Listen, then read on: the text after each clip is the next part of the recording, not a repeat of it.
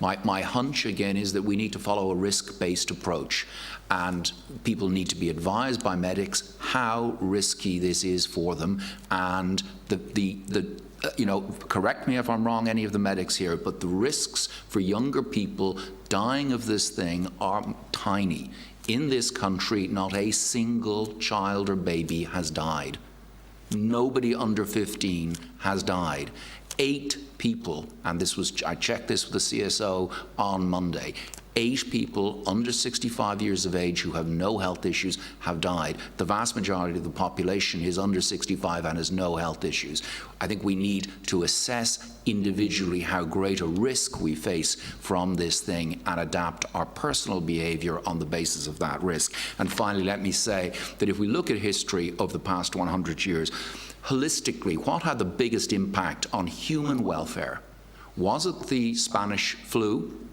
Tens of millions died, or was it the Great Depression, which led to social, political upheaval and eventually war? I can say as an economist that we are on track for a Great Depression type event now. I have no idea how things will turn out, but we know what happened in the 20th century. Look at your history books. What event had a greater impact on human welfare, the Spanish flu, or 10 years later, the Great Depression?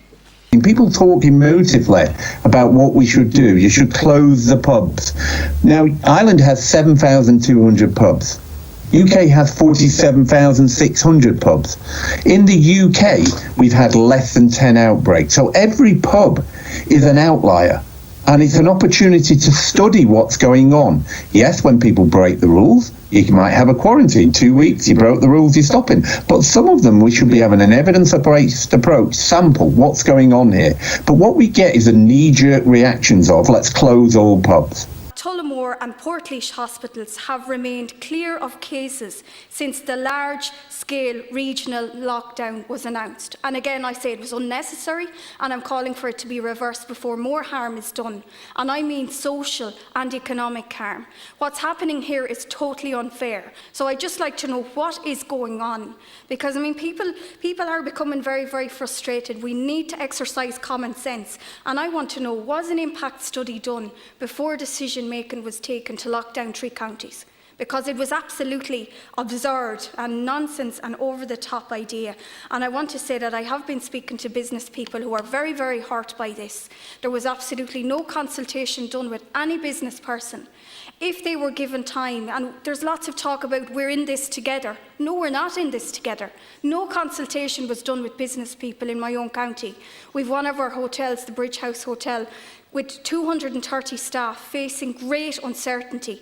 It's unacceptable, and we need to get our act together, but we need to do it in a way that is protecting public health and in a way that exercises common sense and indeed consideration for people. The emergence of COVID-19 is in some ways a return to past times when fear of contracting a deadly disease was so prevalent. Our parents, grandparents and the generation before them lived with that disease. We will have to find ways of living with COVID as they did with TB. In Leicester, a population of 340,000 people, just about, at the height of the epidemic, they had 45 admissions.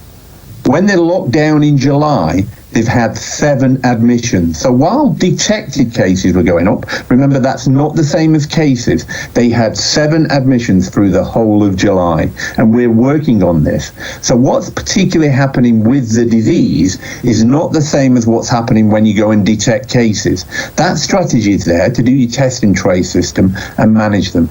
So it's important when you think about lockdown, you think about COVID, its impact on morbidity and mortality. So wherever you go and case detect, do more testing, you'll pick out what's in the background. What you shouldn't do is use that to get stressed and anxious and knee-jerk policy. You should do it to reflect and think what's working and what's not. We started with the question, where do we go from here? And I think we need a very clear strategy now, and that I agree that it needs to be evidence-based. I agree that we need to engage and debate this in public and come up with something that the Irish people trust. and that we can work together, because I hear absolutely that there is a risk that people become angry and frustrated, and that's not helpful. I agree that it's really important that our health service and our economy continue to function, and it can't just be about COVID. And the reality is that if we move towards an elimination strategy, that will allow us, for example, to get back on board with things like our screening services. And I think part of that understanding, I started today by talking about COVID being a serious and scary disease, and I chose those words very carefully because I think part of the problem and the challenge that we're facing with COVID is that scariness of it, and the other impacts that it's having, and what we've just heard from Professor Hennigan in terms of people not engaging with our health services. And so that's why I think it's really important that we have clarity and that we have leadership about how we are going to approach this. And so that's really, I suppose, back to the point of elimination.